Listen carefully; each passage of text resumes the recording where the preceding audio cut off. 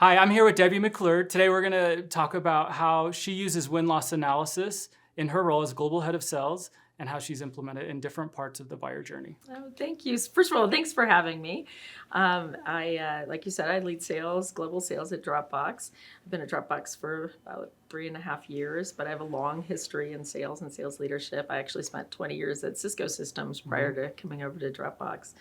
And in the sales world, the buyer journey and customer sentiment is everything. So it's all about the customer and understanding why customers buy, why customers don't buy, why customers stay with you, why customers leave you. That really needs to be at the heart of every strategy, not only sales, but sales enablement, marketing, product, is a company strategy. So it's super important to shape how successful we are. Okay, I love that.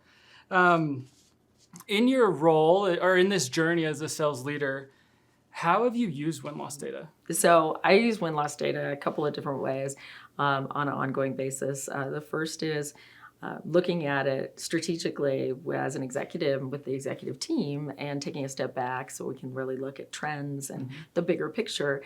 And then there's times on just looking at a report comes in and I'll take a look and do a screenshot, send it out to the teams. Hey, why did we say this? And does this person know this? And can we, train folks on this? And so it's just a tool that has become part of our DNA. Oh, I love it.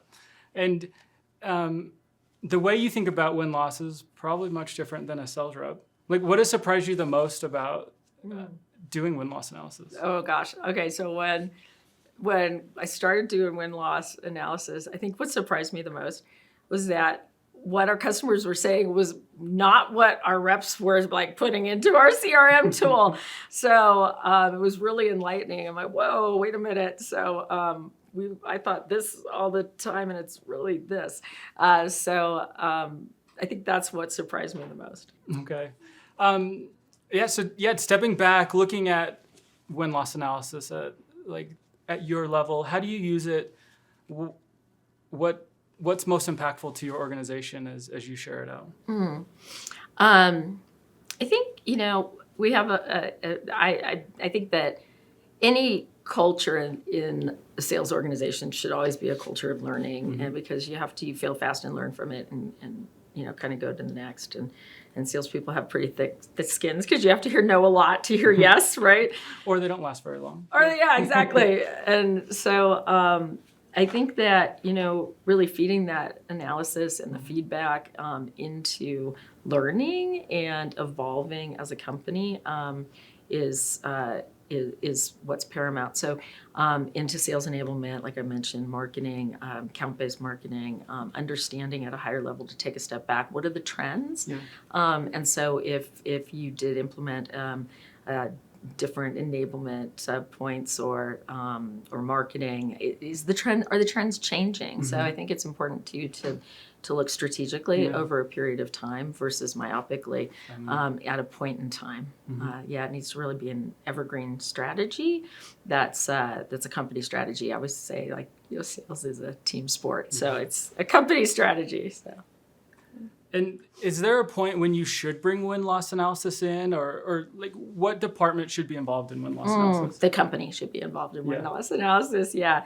And so I think that there's multiple conversations, right, of win-loss analysis. So I think that the competitive teams are going to look at it differently than the executive team. So the importance of being able to either zoom in or zoom out and really understand what the win-loss analysis is telling you and then apply it back to the strategy, I think is really a best practice. Yeah. And then just developing actionable strategies. Any examples or ideas to help others that are looking to build this out of how do you take it and build a strategy around it? Yeah. Well, I think you first of all just do it. And then you use the information as the voice of the customer, and it's a strong voice of the customer because it's a third party. It's not you asking that customer where maybe the customer's a little guarded, but it's somebody that the customer's comfortable talking with. So it should be taken very seriously. In your role, how have you found it's best to share these learnings with other people and to make sure these insights are acted upon? Yeah. I do a couple of different things. I think that it's important on, say, a quarterly basis to have an executive team review and look at insights and trending and themes, and have a qualitative discussion based on the facts and data. And then there's I'll get an email of a certain interview or something, and I'll just click in and say, what's going on? And then I send it off to my sales leaders like, hey, why didn't we do this or that? And so that's always fun. But it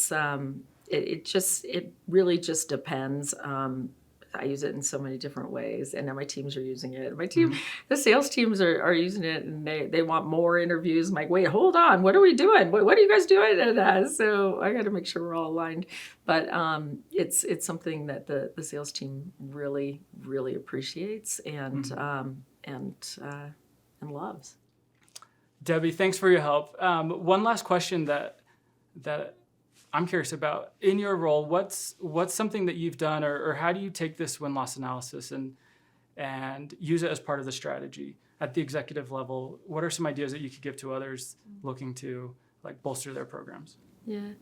Well, I think it's an important voice of the customer and input into an overall voice of the customer program. And there's so many people, I mean, in sales, we're so fortunate to talk to our customers every day. But there's a lot of people across the company that maybe don't talk to a customer every day. And they love hearing these insights, these verbatims, because it gives them a better idea of either what they're building or whatever their role is within the company, what impact they're really having on our customers. So just feeding it in and giving visibility to the company, feeding it into the strategy, to roadmap prioritizations, like I mentioned, is really the heart of what win-loss is. Okay. I love it. Yeah. Debbie, thank you so much for being here, being part of Win-Loss Week. We really appreciate your help and sharing your insights of how you use win-loss in your role and your organization. My pleasure. Thank you. Okay. Appreciate it. Appreciate the partnership.